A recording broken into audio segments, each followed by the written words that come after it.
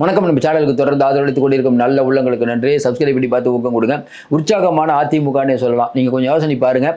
கடந்த பல நாட்களாக திமுக அரசுக்கு எதிராக, அதுவும் குறிப்பாக பார்த்தீங்கன்னா ஒரு 3 மாதமாக பார்த்தீங்கன்னா பயங்கரமான எதிர்ப்பு. அதுவும் பார்த்தீங்கன்னா நிறைய நம்ம சொல்லிட்டோம். ஞானசேகரன் ஆகட்டும், ஈசிஆர் விஷயமாகட்டும், அந்த ஒரு பள்ளியில் நடந்த பிரச்சனையாகட்டும், அதுக்கப்புறம் பார்த்தீங்கன்னா இந்த ஆட்டோவில் வந்து ஒரு இளம் பெண்ணை கடத்திட்டு போனதாகட்டும், அப்போ உள்ளூரில் இருக்க பொண்ணுங்களுக்கும் பாதுகாப்பில்லை, வெளியூரிலிருந்து வரக்கூடிய பெண்களுக்கும் பாதுகாப்பில்லை. இதுதான் திராவிட மாடலா அப்படிங்கிற ஒரு பெரிய விஷயம் இன்றைக்கி சமூக ஊடகங்களில் பெரிய அளவுக்கு போயிட்டுருக்கு.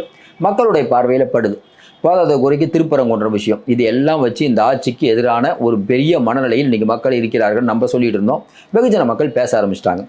இது எல்லாத்தையும் தாண்டி அதிமுக நம்ம தொடர்ந்து ஒன்று சொல்லுவோம். ஏங்க, அதிமுக அப்படிங்கிறது இன்னைக்கு அதிமுக 10 பிரிஞ்சிச்சுன்னாங்க. டிடி தினகரன் கூட எத்தனை பேர் இருக்காங்க, ஓபிஎஸ் கூட எத்தனை பேர் இருக்காங்க. இப்போ ஓபிஎஸ் பையன் வர ஒரு அமைப்பு, ஓபிஎஸ்கே ஆள் இல்லை, ஓபிஎஸ் பையன் ஒரு அமைப்பு ஆரம்பிக்கிறார். கொஞ்சம் யோசனை பாருங்கள். இன்றைக்கி இருக்கக்கூடிய சூழ்நிலை, எடப்பாடி நீங்கள் சரியோ தப்போ எடப்பாடியை புறந்தள்ளி விட்டு நம்ம அதிமுக பார்க்க முடியாதுங்க. அவர் தாங்க அதிமுக, நம்மளோட ரொம்ப தெளிவாக சொன்னோம். இப்போ என்ன வருது, எடப்பாடி அவருடைய சம்மந்தி வீட்டில் ரெய்டு. சம்மந்தி வீட்டில் ரெய்டு தானே. ரெய்டுக்கு அப்புறம் என்ன பண்ணார் எடப்பாடி பழனிசாமி? ஏதாவது பிஜேபியோட கூட்டணி நான் போகிறேன்னு ஏதாவது சொன்னாரா? தொடர்ந்து எடப்பாடிக்கு சப்போர்ட் பண்ணி பேசுறதுக்கு காரணம் பல விஷயங்கள் அவருக்கு நமக்கு முரண்பாடு. என்னங்க, நிறைய ஸ்கோப்பெல்லாம் யூஸ் பண்ணல. பரந்தூர் விஷயத்தெல்லாம் பெருசாக ஸ்கோர் பண்ணியிருக்கலாம், பண்ணலை. அதே மாதிரி வந்து இது நம்ம அமித்ஷா நம்ம அம்பேத்கரை இழிவுபடுத்தி பேசிட்டாங்க, பெரிய அளவுக்கு போராட்டம் அறிவிச்சிருக்கணும், மென்மையாக கையாண்டார். அப்புறம் பார்த்தீங்கன்னா பட்ஜெட்டுக்கெல்லாம் எதிர்ப்பு தெரிவித்தார். கரெக்ட். அப்போ எடப்பாடி பழனிசாமி மெதுவாக பிஜேபி அட்டாக் பண்ண ஆரம்பிச்சிட்டாருன்னு நம்ம புரிஞ்சுக்கிறோம். ஏன், எடப்பாடிக்குள்ள நல்ல விஷயம் என்ன? அதாவது முதல்ல ஃபஸ்ட்டே எதிர்த்திருந்தாருன்னா ஒரு வழி பண்ணியிருப்பாங்க. இன்றைக்கி இடி, சிபிஐ உள்ளிட்ட அமைப்புகள் உச்சநீதிமன்றத்தாலும் உயர்நீதிமன்றத்தாலும் கேள்வி கேட்க ஆரம்பிச்சிட்டாங்க. இன்றைக்கி பாருங்களேன், யாராவது ஒருத்தரெல்லாம் இடி முதல்ல மாதிரி செந்தில் பாலாஜி மாதிரி 1.5 வருஷம்லாம் உள்ள வைக்க முடியுமா? கெஜ்ரிவால் வச்ச மாதிரி வைக்க முடியுமா? ஹேமந்த் சோரன் வச்ச மாதிரி வைக்க முடியாது. அப்போ இடி எவ்வளோ நாள் வச்சுருவீங்க? எடப்பாடி சொன்னது என்ன? நமக்கு வந்த தகவல் நம்ம இதை உறுதிப்படுத்துறது. ஏன்னா பக்கத்துல இருந்து யாரும் பார்க்கல. ஆனால் எடப்பாடி தான் சொல்லுவாருங்கிறது அவருடைய பொலிட்டிக்கல் கேரியரை பார்த்தா தெரியும். பிஜேபியை தொங்கலில் விட்டது. இப்போ தேர்தல் ஆணையத்தையே தொங்கலில் விடுறாரு. தேர்தல் ஆணையம் ரெட்டலை வந்து நாங்கள் வந்து கொடுக்குறோமா வேணாமா நாங்கள் டிசைட் பண்ணுவோங்க. இது நீதிமன்றத்தில் போய் அதில் அவங்க டிசைட் பண்ண முடியாது சார் அப்படின்ட்டார். நீதிமன்றம் எடப்பாடி பழனிசாமிக்கு வந்து உத்தரவு போட்டாங்க. என்ன உத்தரவு? தேர்தல் ஆணையம் தான் தலையிட முடியாதுன்னு. அப்போ ரெட்டலை இன்றைக்கும் எடப்பாடி. ஏற்கனவே நிறைய வழக்குகள் எடப்பாடி வந்து தலைமையை கேள்விக்குறியாகி அவர் பொதுச் செயலாளர்கள் அப்படி இப்படின்னு ஏகப்பட்ட வழக்குகள் எல்லாத்தையும் ஜெயிச்சு இன்றைக்கி இருக்கார். இத்தனை பஞ்சாயத்து முடிக்கிறதுக்கே இவ்வளோ லேட் ஆகி போச்சு. அதில் கொடநாடு பிரச்சனை, அவர் மேலே டெண்டர் முறைகேடு வழக்கு, தேர்தல் பத்திரத்தில் வந்து தவறாக யூஸ் பண்ண அது ஒரு வழக்கு, எல்லா அரசியலும் அதிகம் இருக்கிறது தான். இப்படி பல வழக்குகள். ஒரு ஆளுக்கு சோதனை வரலாம், சோதனைக்கு மேல் சோதனை வாங்கல. இந்த 4 ஆண்டு காலத்தில் எதிர்க்கட்சியாக எடப்பாடி பழனிசாமி பண்ண விஷயம்லாம் பார்த்தீங்கன்னா, ஒரு பக்கம் ஓபிஎஸை வச்சு பிஜேபி என்னென்னமோ முயற்சி பண்ணுது, இன்னொரு பக்கம் திமுக ஓபிஎஸை வச்சு பயங்கரமாக முயற்சி பண்ணுது. அவருடைய ஆஃபீஸ் கீஃபீஸ் ஏகப்பட்ட வேலை. இன்னொரு பக்கம் வந்து நிறைய பேர் மேலே வழக்கு. சென்ட்ரலு அவங்க பங்குக்கு வேலுமணிக்கு கூட இருக்கக்கூடிய சந்திரசேகர் அவங்க வீட்டிலலாம் ரைடு விட்டாங்களா இல்லையா? இப்போ கடைசி கட்டமாக என்ன ஆகி போச்சு, கரெக்டாக எடப்பாடி பழனிசாமியோட சம்மந்தி வந்துட்டாங்க. அப்போ என்ன, கூட்டணிக்கு வரீங்களா ரைடு விட்டுமா? நம்ம ஏற்கனவே சொன்ன ஒரு விஷயம் தான், இப்போவும் சொல்கிறேன், எழுதி வச்சுக்கோங்க. எடப்பாடி பழனிசாமி அவர் வீட்லேயே ரைடு விட்டாலும் கூட்டணிக்கு போக மாட்டார். ஜெயிலுக்கு போக ரெடிங்க. அவர் ஜெயிலுக்கு போனாலும் போகிறாங்க, நான் வந்து கூட்டணிக்கெலாம் முடியாது, ரொம்ப தெளிவாக இருக்கார். அவர் ஒரு முடிவு பண்ணிட்டார், ஹை ரிஸ்க் ஹை கெயின், அவ்வளோதான். நீ எடப்பாடி பழனிசாமி வந்து சிறுபான்மை மக்கள் போன தடவை ஓட்டு போடல, ஏன்? மேலே பிஜேபியோட இருந்தார். இப்போ என்ன தயக்கம்? வரக்கூடிய சட்டமன்ற தேர்தலில் எடப்பாடி பழனிசாமிக்கு ஆப்ஷன் இல்லைன்னு நினைக்கிறீங்க? முதல்ல ஆப்ஷன் இல்லாமல் தான் இருந்தாங்க. அதிமுக யோசனை பண்ணாங்க, அடுத்து என்னடா பண்ணலாம், திமுக கூட்டணி பலமாக இருக்குது, யாரும் அங்கேருந்து இப்போ திருமாவளவங்களாம் வழிஞ்சு கூப்பிட்றாங்க, வரமாட்டாங்க. கம்யூனிஸ்ட் இயக்கங்கள் வரமாட்டேது. ஏன்னா அவர் பிஜேபி திட்டமாட்டுறாரு. என்ன பண்ணலாம் கொஞ்சம் யோசனை பாருங்கள்.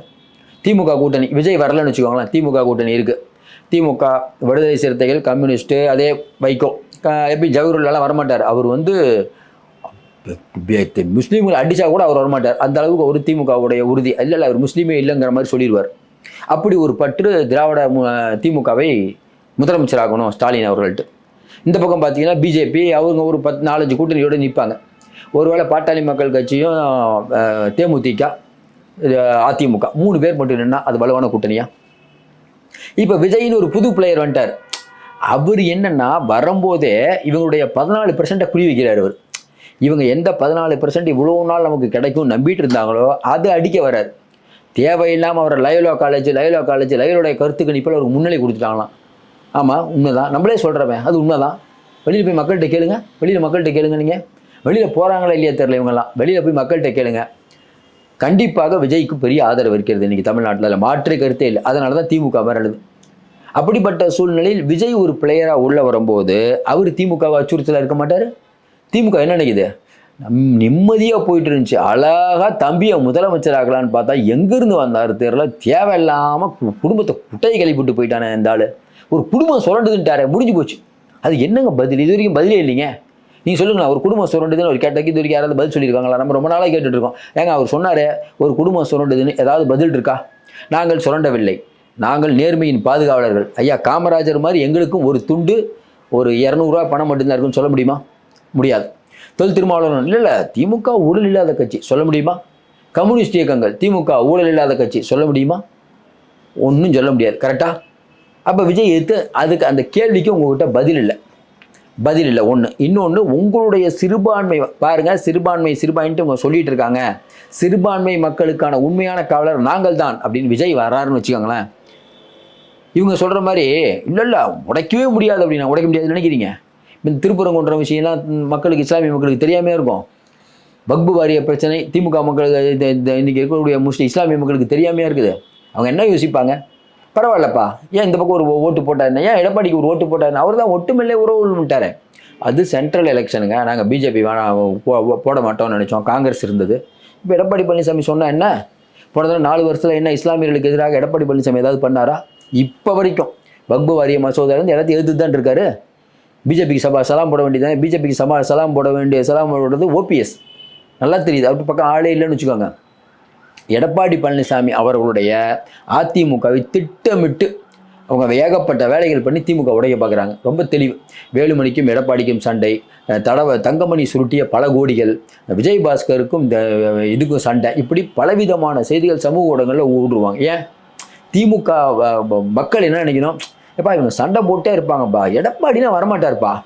அப்புறம் திடீர்னு ஒரு மேட்ரு, ஒருவேளை எடப்பாடியும் தாவாக்காவும் கூட்டணி வச்சுட்டா பாருங்களேன். நிறைய நம்ம ஏற்கனவே சொல்லிட்டு இருந்தோம், எடப்பாடியும் தாவாக்காவும் கூட்டணி வச்சா பெரிய கூட்டணி.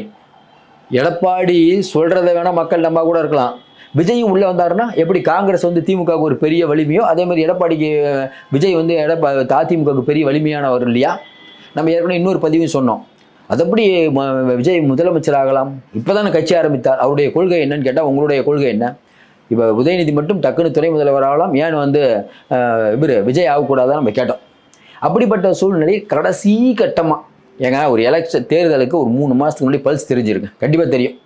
ஏன்னா வந்து திமுகவுக்கு தெரியுது இல்லையா, மக்களுக்கு தெரியும், எதிர்கட்சிக்கு தெரியும். ஏன்னா திமுக உளவுத்துறை என்ன சொல்லலாம், அண்ணா நம்ம தான் ஜெயிப்போம் அப்படி தான் சொல்லுவாங்க. இங்கே இருக்கக்கூடிய விஜய்க்கு பல்ஸ் தெரியாதா? இப்போ ஏன் விஜய் இவ்வளோ தைரியமாக இருக்கார்? அவர் ரொம்ப முடிவு பண்ணிட்டார், அப்போ நமக்கு தேர்தல் தான்ப்பா, எலெக்ஷன் தான், நம்ம கூட்டணி தான், இந்த தனிச்சு கூட்டணி பாஸ் முடிவு பண்ணிட்டீங்களா? அவர் ரொம்ப தெளிவாக இருக்காருங்க. கூட்டணி முதல்லையே சொல்லிட்டாரு. விஜயகாந்த் மாதிரி முதல் தேர்தலில் நின்று சட்டசபைக்கு ஒருத்தராக போய் தேவையில்லாத வேலை, கட்சியை க்ளோஸ் பண்ணி விட்ருவாங்க. ஃபஸ்ட்டு வந்த உடனே அடிக்கணும். அது எப்படி அடிக்கணும்? மரண அடியாக இருக்கணும். சும்மா 10 சீட்டு 15 சீட்டு வாங்கிட்டு போகக்கூடாது. அப்போ என்ன வரும்? கடைசி கட்டமாக இப்போ நிறைய பேர் சொல்லிட்டு இருக்காங்க, அதிமுக ஒத்துக்காதுங்க, விஜய்க்கெல்லாம் துணை முதல்வர் கொடுக்க மாட்டாங்க, விஜய்க்கெல்லாம் வந்து எம்எல்ஏலாம் அத்தனை எம்எல்ஏ கொடுக்க மாட்டாங்க. சரி, கடைசி கட்டமாக அடுத்து திமுக தான் ஜெயிக்க போகுதுன்னு ஒரு நிலைமை வருதுன்னு வச்சுக்கோங்க. அப்போ எடப்பாடி பழனிசாமி இல்லை திமுக ஒரு 5 வருஷம் திமுக வைத்து போராடுவோன்னு சொல்லுவாரா? இப்போ அவரோட வயசு என்ன? 5 வருஷம். முதல்ல திமுக வந்தால் அதிமுக இருக்குமா? மேலே வேற பிஜேபி சொல்லுங்கள், கொஞ்சம் யோசனை பாருங்க. அண்ணாமலை விட்டுருவாரா எடப்பாடியா? அதுக்கப்புறம் பெரிய பிரச்சனை தான் அது. இன்னொரு 5 வருஷம் அதிமுகங்கிறது கஷ்டம், எல்லாத்துக்கும் தெரியும். நிதர்சனமான உண்மை. விஜய் சினிமாவே வேணான்ட்டு வந்திருக்காரு அரசியலுக்கு. தனியாக நின்று அவர் மட்டும் ஜெயிச்சாருன்னு வச்சுக்கோங்களேன், திமுக உள்ள சட்டசபைக்குள்ளே போக முடியுமா? கொஞ்சம் யோசனை பாருங்க. கடந்த காலத்தில் ஜெயலலிதாவுக்கு என்ன நிலைமை இருந்தது சொல்லுங்க. இன்னைக்கு எடப்பாடி என்ன நிலைமை? பேசுறதே காட்ட மாட்டாங்க. இப்போ விஜய்க்கு அந்த நெருக்கடி வருமா வராதா? இப்போ விஜய்க்கு தெரியாதா, நம்ம முதல்ல விக்கிரவாண்டியிலேருந்து அடுத்த ஒரு என்னைக்கு வந்து ஒரு குடும்பம் சுரண்டுதுன்னு சொன்னார், அன்றைக்கே சொன்னோம். விஜயோடைய அவரை பொறுத்தவரை ரொம்ப தெளிவாக இருக்கார். அவருடைய அரசியலை இனிமேல் யாரும் தடுக்க முடியாது. அவர் இல்லாமல் அவரை அப்புறப்படுத்திட்டு பண்ண முடியாது. அப்போ எடப்பாடி பழனிசாமி புரியாமையாக இருக்கும். என்ன சிக்கல் வரும் கடைசி நேரத்தில்? இவங்க சொல்கிற மாதிரி கரெக்டு. எடப்பாடி பழனிசாமி சீட்டு கொடுக்க மாட்டார், விஜய் அதை கேட்பார், சிக்கல் வரும். விஜய் தனியாக நின்னா அதிமுக ஓட்டு சிதறும், மக்கள் நல கூட்டணி மாதிரி திமுக ஜெயிச்சிரும். அப்போ என்ன ஆகும்? ஏதோ ஒரு காம்ப்ரமைஸ்க்கு வரும். அந்த காம்ப்ரமைஸை பண்ணக்கூடிய யார் இருக்காங்களே, ஆதவ ஒரிஜினல் வந்து நிறைய பேர் இருக்காங்க விஜய்க்கு ஆளுங்க. அவங்கெல்லாம் பேசிட்டு பேசாமையே இருப்பாங்க. என்னன்னு ஒரு முடிவுக்கு வருவாங்க. அப்போ இவங்க வைக்கிற டிமாண்ட், அவங்க வைக்கிற டிமாண்ட், எல்லாத்துக்கும் மேலே என்ன முக்கியம்? அதிகாரம் இருக்கணும். நமக்கு என்ன முக்கியம்? விஜய் என்ன யோசிப்பார்? முதல்ல திமுக வரணும். எடப்பாடி பழனிசாமி முதல்ல திமுக வரணும். எடப்பாடி பழனிசாமி இப்போ என்ன சொல்லிட்டு இருக்காரு அவங்க கட்சிக்காரன்ட்ட? எப்பா பிஜேபி ரைடே விட்டாலும் பரவாயில்லப்பா, ஜெயிலுக்கு போனாலும் பரவாயில்ல, பண்ணிடுவோம்பா. எவ்வளோ பேர் பார்த்துக்கோ உள்ள வைப்பாங்க, எவ்வளோ நாள் உள்ள வைப்பாங்க, அதெல்லாம் பார்த்துக்குவோம்பா. முடிஞ்சா தைரியமாக இருக்காங்களா? நிறைய பேர் சொன்னாங்களே வேலுமணி, தங்கமணி, அதெல்லாம் அங்கே ஒன்றா தான் இருக்காங்க. விஜய் என்ன முடிவு பண்ணுவார்? இன்றைக்கி இருக்கக்கூடிய சூழ்நிலையில் வர தேர்தல் ஒரே தேர்தல் அடிக்கணும். அதுக்கு என்ன பண்ணணும்? அப்போ எடப்பாடி பழனிசாமியோட கூட்டணி வச்சா என்ன லாபம்? எடப்பாடி பழனிசாமியோட கூட்டணி வச்சு நம்ம ஒரு 40-50 சீட்டு வாங்கி எதிர்க்கட்சி தலைவராக இருந்தால் கட்சியை நடத்த முடியுமா? ஏன்னா அப்போ வந்து எடப்பாடி பழனிசாமி பெரும்பான்மை இல்லைன்னா பரவாயில்ல, சாதிச்சிருவோம். எடப்பாடி பழனிசாமி பெரும்பான்மையாக இருந்தாருன்னா, நம்ம கட்சி ஏதாவது பண்ணிட்டாருன்னா அப்போ நம்ம என்ன பண்ணலாம்? சரி, அப்போ யோசிச்சுக்கலாம். ஃபஸ்ட்டு நோக்கம், நான் எதிர்க்கட்சியாகி எடப்பாடி பழனிசாமி நம்மளை அடிக்கிறத விட இப்போ நம்ம தனியாக நின்று திமுக ஜெயிச்சிருச்சுன்னா நம்மளை ஒரு வழி பண்ணிடுவாங்க, கட்சி இல்லாமல் பண்ணிடுவாங்க. அப்போ எது முக்கியம்? முதல்ல எதிர்க்கட்சி தலைவர் ஆகிடலாமா, அதுக்கப்புறம் பண்ணலாமா? இல்லை நம்ம அப்படியே யோசனை பண்ணிக்கிட்டு எப்படி வந்து கலைஞர் எதிர்க்கட்சி தலைவர் இல்லாமல் அன்பழகனை போடுவார், அந்த மாதிரி விஜய் வந்து எம்எல்ஏ ஆயும் நம்ம மற்ற வந்து ஒரு தலைவருங்கிற ஒரு ரேஞ்சிலேருந்து வேறு யாராவது எதிர்க்கட்சி தலைவராக நம்ம மற்றதுக்கெல்லாம் அறிக்கை விட்டுக்கிட்டு அப்படியே மெதுவாக ஓட்டிகிட்டு இருப்போம் அப்படின்னு நினைக்கலாமா? இதெல்லாம் தேர்தலுக்கு அப்புறம். இன்றைக்கி இருக்கக்கூடிய சூழ்நிலையில் முக்கிய பிரச்சனை என்ன? திமுக வீட்டுக்கு அனுப்பணும். அதில் எடப்பாடி பழனிசாமி தெளிவாக இருப்பார் அப்படின்னா, நம்மை பொறுத்தவரை எடப்பாடியும் தெளிவாக இருப்பார், விஜயும் தெளிவாக இருப்பார். என்ன நினச்சிட்டு இருப்பார் விஜய்? அப்படியே போட்டும், இப்போ எதுவும் பேச வேணாம், இன்னும் ஒரு ரோட்டில் இறங்க போகிறோம், இறங்கி பார்ப்போம், மக்களுடைய பல்ஸ் என்னன்னு தெரியும். ஒரு பெரிய அலை, திமுகவுக்கு எதிராக ஒரு பெரிய அலை, விஜய்க்கு எதிராக பெரிய மாஸ். ஏன்னா எதிர்பாராமல் நடப்பது தாங்க வாழ்க்கை எப்பயுமே. அதாவது என்னென்னா, திமுக ஜெயலலிதா அம்மா வராங்க ஃபஸ்ட் டைம். எப்படி வந்தாங்க? ராஜீவ்காந்தியை இறக்குறாரு. அப்போ யாரும் நினைக்கவே இல்லை ராஜீவ்காந்தி இறப்பார், இந்த அளவுக்கு ஒரு பெரிய விஷு வரும்னு யாருமே நினைக்கல. அப்படி ஒரு வச்சு அடித்து தூக்கிட்டு வந்தாங்க ஜெயலலிதாம்மா. அதேமாதிரி ஜெயலலிதாம்மா 2 தொகுதியிலேருந்து 2 நம்ம பர்கூரெல்லாம் பார்த்தீங்கன்னா சுகவனம் ஜெயிக்கிறார், தோக்குது. நினச்சாங்களா? அந்த மாதிரி பெரிய ஒரு அலை அடிக்கும்.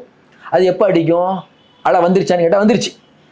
ஞானசேகரன் விஷயமாகட்டும், ஈசிஆர் விஷயமாகட்டும், அந்த பள்ளி மாணவிகள் வந்து கர்ப்பமான விஷயமாகட்டும், அப்புறம் இங்கே ஒரு ஆட்டோவில் ஒரு பெண் பாலியல் பிரச்சனையாகட்டும், அதுக்கப்புறம் திருப்பரங்குன்றம் பிரச்சனையாகட்டும், சொல்லிகிட்டே போகலாம். நிதி நிலைமை தள்ளாடுற பிரச்சனையாகட்டும், அதுக்கப்புறம் டங்ஷன் பிரச்சனையாகட்டும், அதுக்கப்புறம் எஃப்ஐஆர் கசிஞ்சது அது ஒரு பிரச்சனையாகட்டும், ஒரு டாக்டரை உள்ளே பூந்து அடித்தாங்களே அந்த பிரச்சனையாகட்டும், ஒரு கோர்ட்டில் வந்து நான் உள்ளே பூந்து அடித்தாங்களே அது பிரச்சனையாகட்டும், இன்றைக்கி இருக்கக்கூடிய சூழ்நிலை கனிம வள கொள்ளையாகட்டும், அமைச்சர்களுக்குள்ளே ஒரு ஒருங்கிணைப்பு இல்லாததாகட்டும், இப்படி பல விஷயங்கள் திமுக எதிராக நெருக்கடி, கூட்டணி கட்சிகளால் பிரச்சனையாகட்டும், வேங்கைவேல் பிரச்சனையாகட்டும், இப்படி எல்லாம் பிரச்சனை இருக்கும்போது இது இன்னும் அதிகமாக தான் ஆகும். வரக்கூடிய நாளாக ஆக திமுக வேணாம்பா, யாராவது ஒருத்தர் வரமாட்டாங்கப்பான்னு நினைக்கும் போது விஜய் ரோட்டில் இறங்குறாருன்னா, அவருக்கு ஆதரவு கூடிச்சுன்னா அப்புறம் வேறு மாதிரி யோசிப்பார். இப்போயே முடிவு பண்ணுவோம். ஆனால் திமுக அசைக்கவே முடியாது, முதல்ல சொல்லிட்டு இருந்தாங்கல்ல, திமுக தான் அடுத்து. இப்போ பாருங்க, கேளுங்க. இல்லை அவங்க கூட்டணி வச்சா கஷ்டங்க சொல்கிறாங்களா இல்லையா? இன்னும் கொஞ்ச நாள் மாறும்னு நினைக்கிறோம். எடப்பாடி பழனிசாமி சரியாக தான் போயிட்டு இருக்காரு நினைக்கிறோம். திமுகவுக்கு ஒரு பெரிய அடியை கொடுக்க எதிர்க்கட்சிகள் தயாராகிவிட்டார்கள். பொறுத்திருந்து பார்ப்போம். மீண்டும் சந்திப்போம். நன்றி, வணக்கம்.